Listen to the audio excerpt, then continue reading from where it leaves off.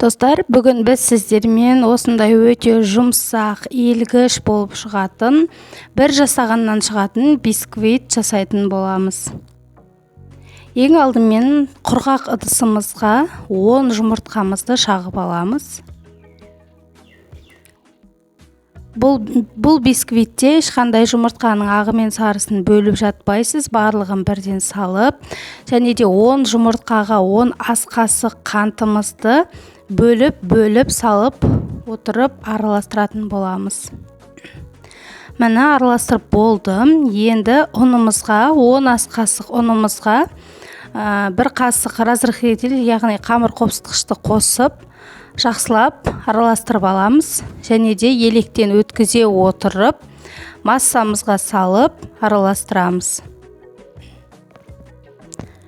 Осындай күрекшенің көмегімен асықпай араластырыңыздар. Бұл жерде менде видео тездетілген, ал сіздер жаймендеп астынан үстіне қарай көтере отырып араластырасыздар.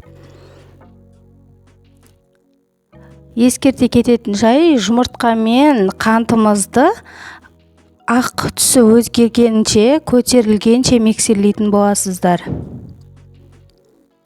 Міне 10 жұмыртқаға 10 ас қасық ұн, 10 ас қасық қант қосасыздар. Егер де 5 жұмыртқадан диаметрі кішкене бисквит жасайтын болсаңыз, дәл солай 5 қасық ұн, 5 қасық қант қосатын боласыздар. Бұл бисквитті жасау өте оңай.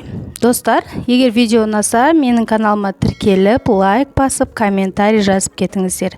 Сіздерге бір сәттік жұмыс салмаған үлкен шабыт сыйлайды. Міне, біртіндеп араластырып жатырмыз.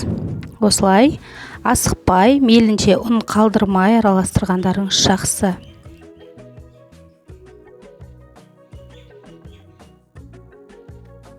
Міне, қамырымыз, массамыз дайын болды. Қоюлығы осылай болу қажет. Және де алдын ала 200 градуста қызып тұрған пеште пісіріп алатын боламыз. Мен осындай өзі пештің табасына қойдым. Бұл бисквитті бөліп жатпайсыздар.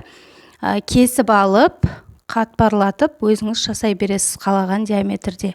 Міне, бізде бисквитіміз дайын болды. Өте жұмсақ әрі иілгіш болып шығады.